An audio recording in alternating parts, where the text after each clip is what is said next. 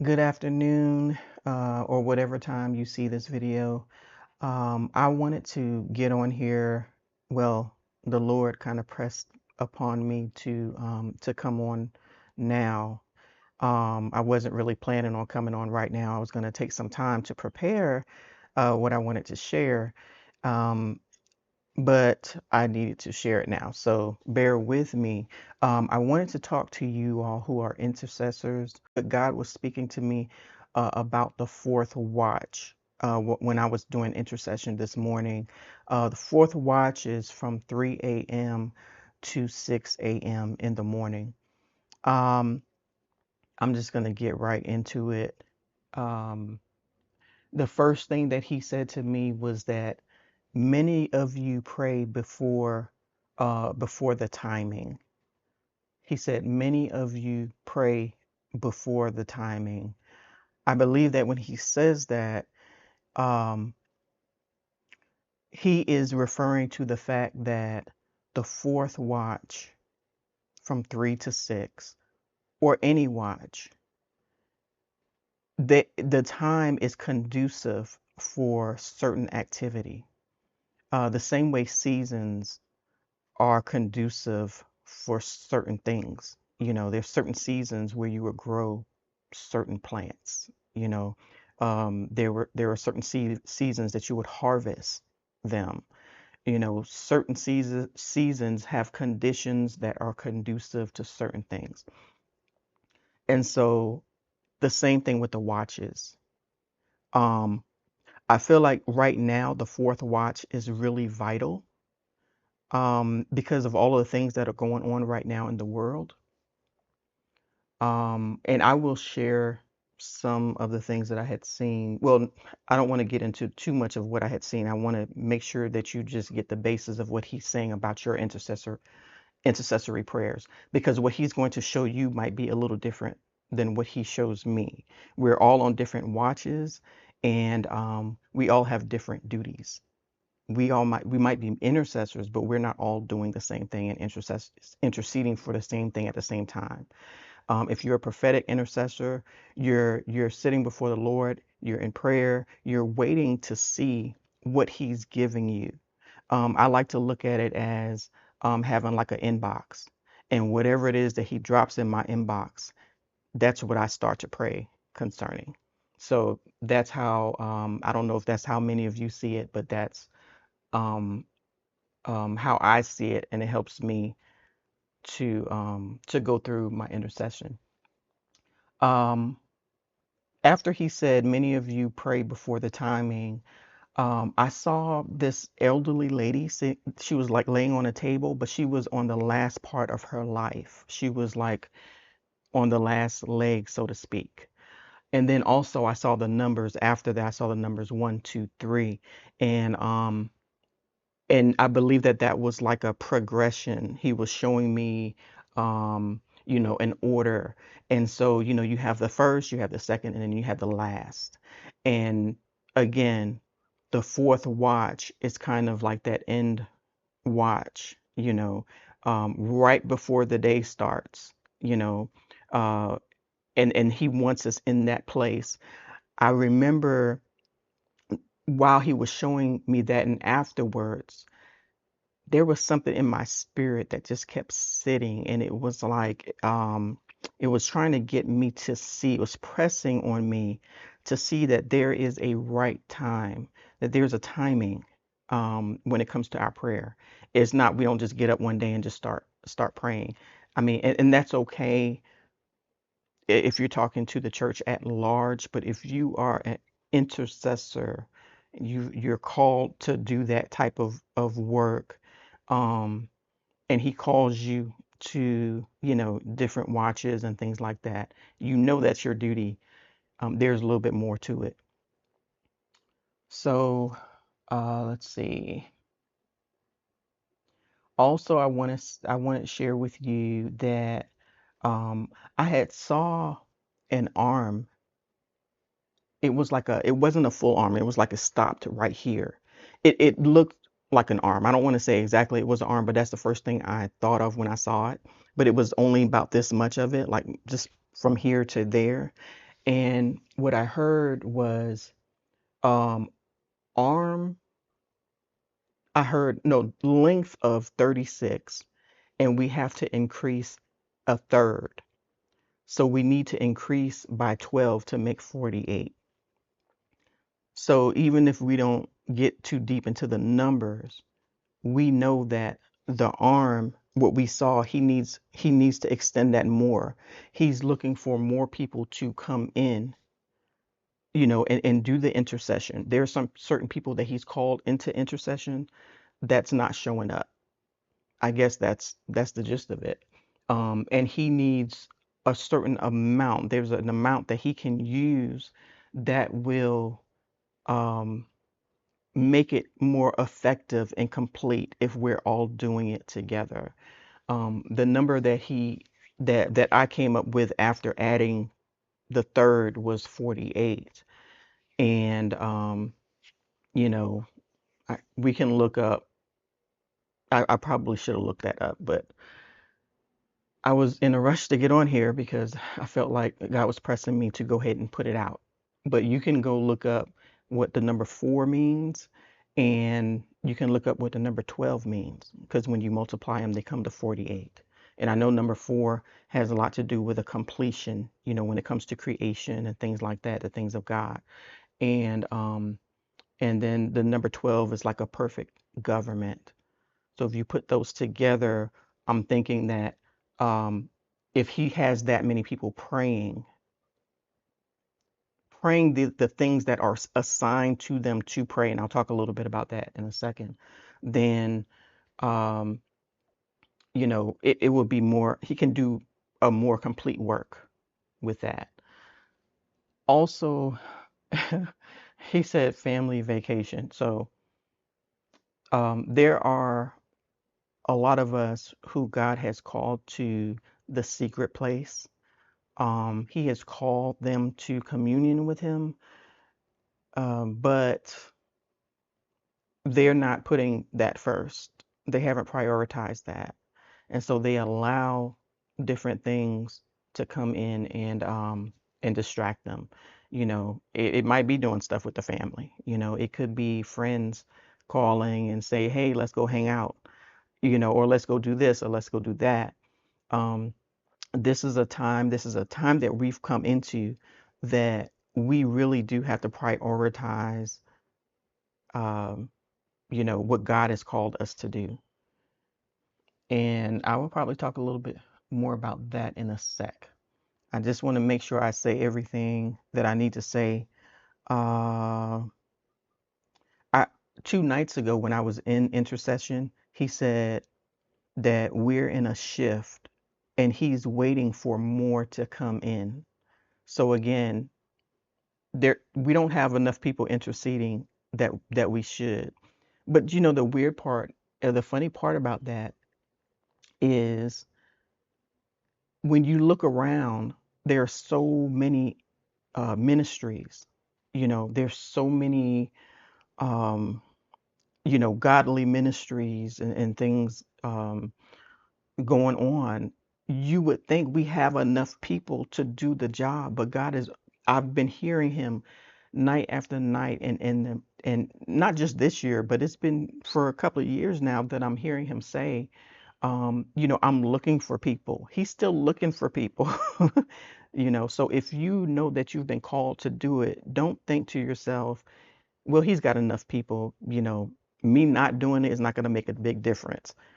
I mean, if you don't do it, he's going to find someone else. But I think that if you belong to him and you love him and honor him and you honor the things of God, you will want to be a part of this. You want to be a part of this. Um, Here's something he said to me on the 1st of September. He said, decree and declare.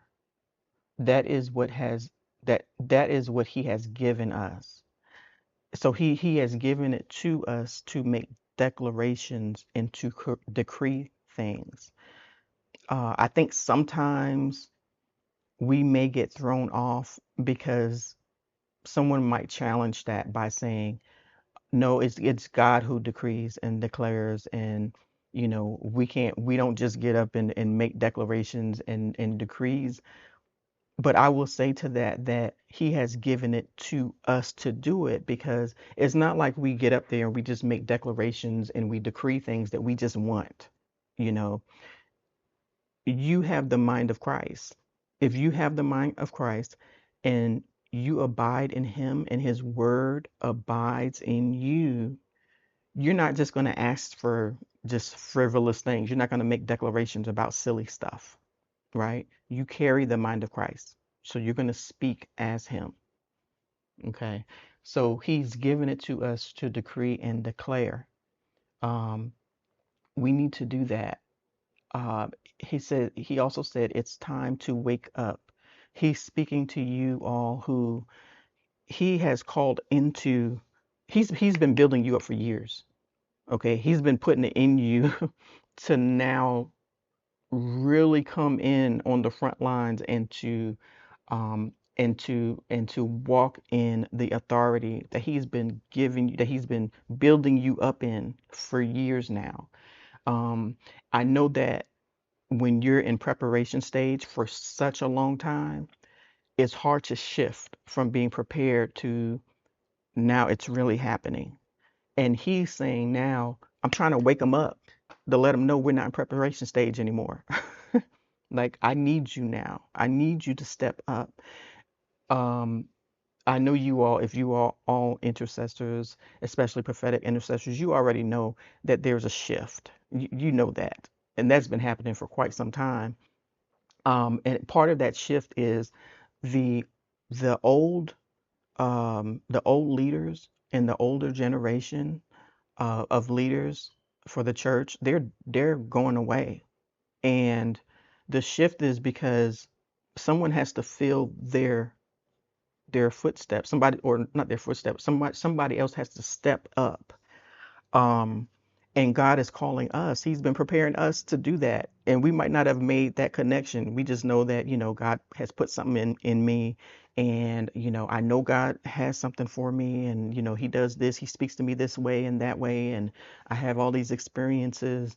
But we don't necessarily know exactly how that's going to look when we start truly walking in it. Not that we haven't already been walking in it. We've been doing it in stages, and we've been doing it according to, where we were at the time. If we were still in training, he's not going to put us in a place to perform in a way that we're going to get killed on the front line, right?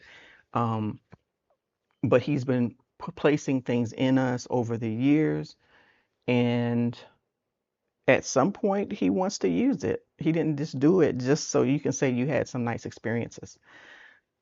So it's time to wake up. It's time to wake up. Um, Also, he said it's time to wake up people. Um, they're taking themselves out of the game because of ignorance. You don't feel like you look like the leader maybe that you look up to. Maybe you feel like I can't do what he or she does. I'm not ready for that. So he said, because of ignorance, you're taking yourself out the game. You're also taking yourself out of the game because there are certain things that have been obstacles to you. They've been obstacles. He says your issues now um, are your own.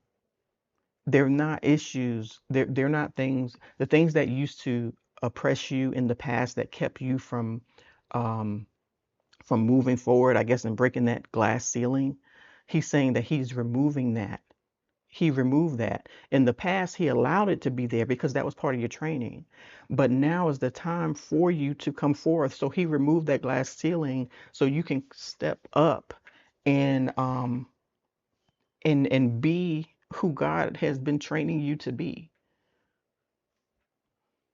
So remember, it's time to wake up. If you've been in training mode, you've been in preparation mode, it's time to wake up. We're the ones now who have to get up there and do the work. It's not a whole bunch of other folks out there that you think that's taking care of it for you. It's on us. Um, so it's time to wake up, and your issues are not the issues of the past are no longer there. Whatever issues you have are the ones that you think you have. You they're not he's removed them. He said he's still waiting for people to come in. He says, because I'm in a shift. Um, oh, and also he says that he's speaking to his daughters. And he mentioned something to me not that long ago about daughters. Um, it had something to do with how they were told, some of them have been told or under a belief that they cannot do some of the things that he's called them to do, maybe because they were women. And maybe people don't believe that women can do some of these things, but he's called you, and you know what if he's called you into something um, that a religious mindset won't allow. So he has called his daughters. Uh, so he says, I'm speaking to my daughters. Let's see where else. Uh, he says sometimes your mind wanders in a different direction, but you can still hear him, see him, and perceive accurately. Um, yeah. He says you can see him accurately, you can perceive him accurately. I mean, you've got good prophets hearing, you know. There's nothing wrong with that. It's just that you're so used to, again, being in practice mode or being in training mode that it doesn't click that I am seeing accurately, I'm hearing accurately, and I'm perceiving accurately. So the communication that he has set up between you and him works. It works fine. And but the switch has to be in, okay, I'm no longer in training. Now I'm getting to work. It's not easy to make that switch. Um, but he is shifting us, he's transitioning us. And the shift, when you shift, he's moving you from one position to another. But we have to transition our minds too, so that we realize, hey, I'm no longer in training. I can't just kind of sit back and, not worry so much about it because if I get it wrong, you know, um, or whatever, which is why I'm on here right now. Because if I felt like I was still in training mode, I probably would not have gotten on here and made this video like this. I would have, took my time and maybe did an outline to make sure I get all the points and then not release it until, maybe the end of the week or something like that. But he's been showing me more and more the truth of what I'm telling you right now. Let's see. He's also said, okay, yeah. So he also says that when you order, he's serving fast. That means that because we are intercessors, that means he appointed us as that, you know, even if some of us are just intercessors for this, like really we've come up at, in this season to be used as intercessors. Whether he's called us to be used as one or that's how we function all the time, either way, he has given you an authority that is recognized in the heavenlies.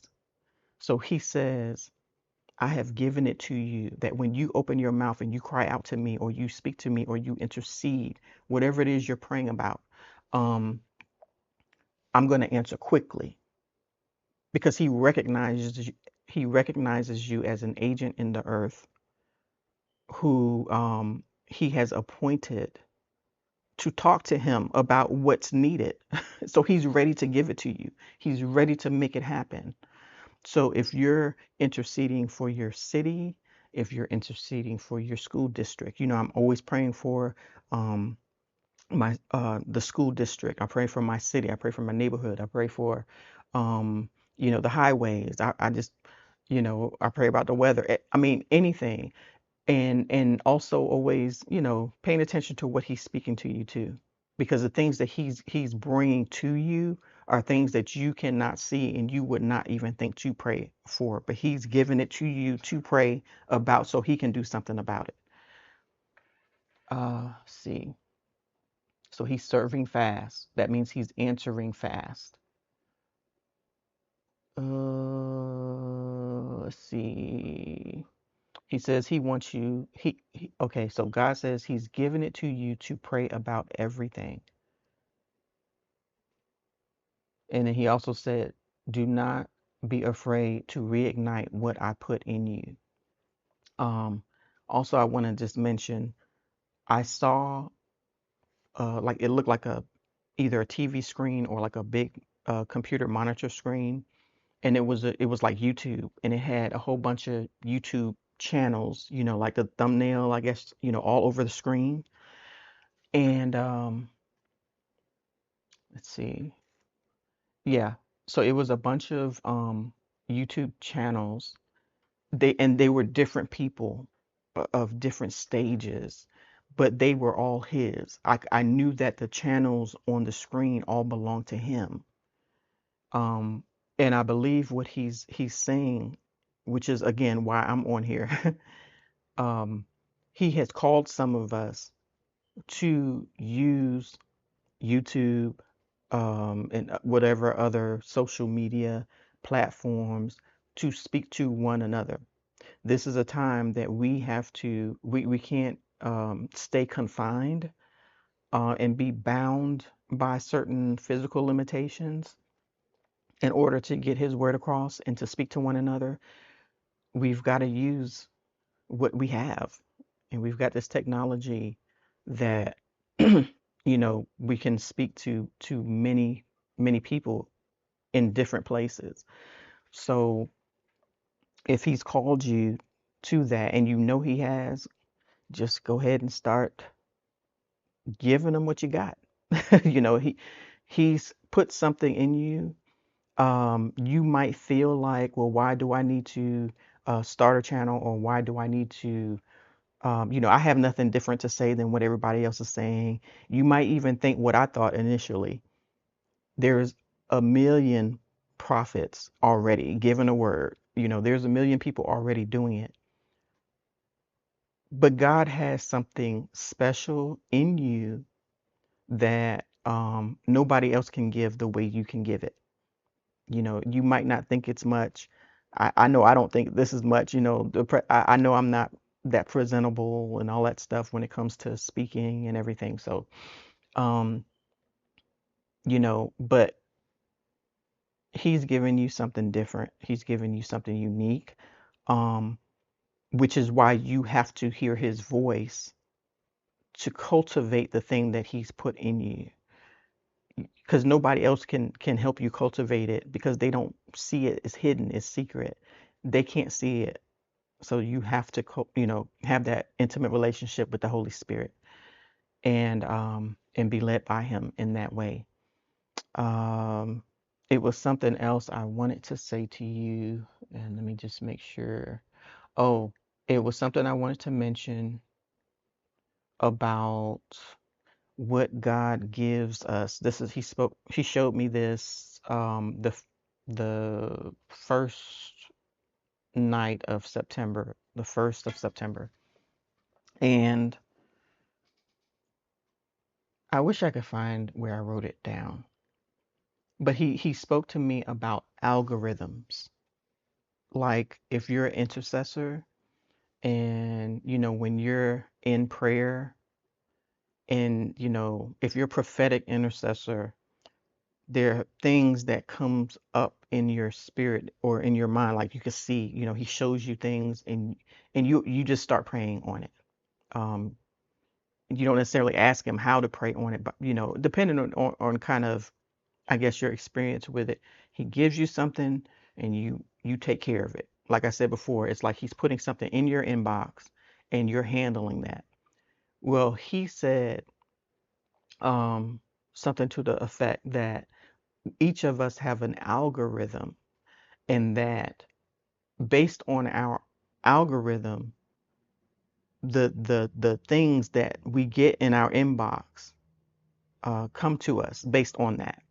So there's certain things that I might get to pray on that you won't. You'll pray on something else, and it has to do with your algorithm. He says something about everyone has their own algorithm that will dictate who comes up for you to pray about. But if we understand algorithms, when it comes to social media and YouTube, and how um, they see what types of things you look at in order to know what to put in front of you, I guess it's something similar to that. But and I guess it's God wouldn't give you something to pray about that you couldn't that you're not ready for. Okay. Um, oh, and another thing too, while I'm on this, okay, I had lost my train of thought, but um, so at the beginning of that particular watch, at the beginning of the watch, when he explained to me about the algorithms, it was like we were all getting earpieces. It Just imagine a bunch of people getting called together because you all about to get assigned a duty, you know, for that night.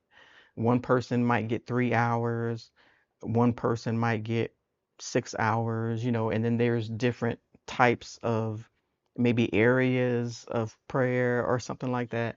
And we all got these earpieces in the spirit. This is what I'm seeing. We got like an earpiece that goes with, that we have to take when we go on shift, which means, we hear, you know, um, he's given us the ability to hear. So I just thought that was interesting. He shows me things like that, and it gives me understanding of how he works in the spirit, you know. Hopefully you understood what I just said. Here's the other part. He said he gave us a remote control. And I've had dreams about having a remote control for years. And what I understood was that when you're an intercessor, um, and probably I'm thinking, just prophetic people or prophets or whatever, you have a spiritual remote control. So we can hear, and based on what we hear, we know what we learned over time, over him training us, which buttons to press. And because we kind of set things into motion by what we pray. And so we use our spiritual remote control. That might sound silly to some people, but if you're spiritual and and you're led by the Holy Spirit, um, and you are prophetic in nature, I think that it might make sense to you. So I think that's all for now. If you've stayed this long to listen, I really appreciate it. I hope that you got something from it. And if you want to see when I come up again, or if you want to see any of my videos or anything, you can like, um, subscribe, or comment.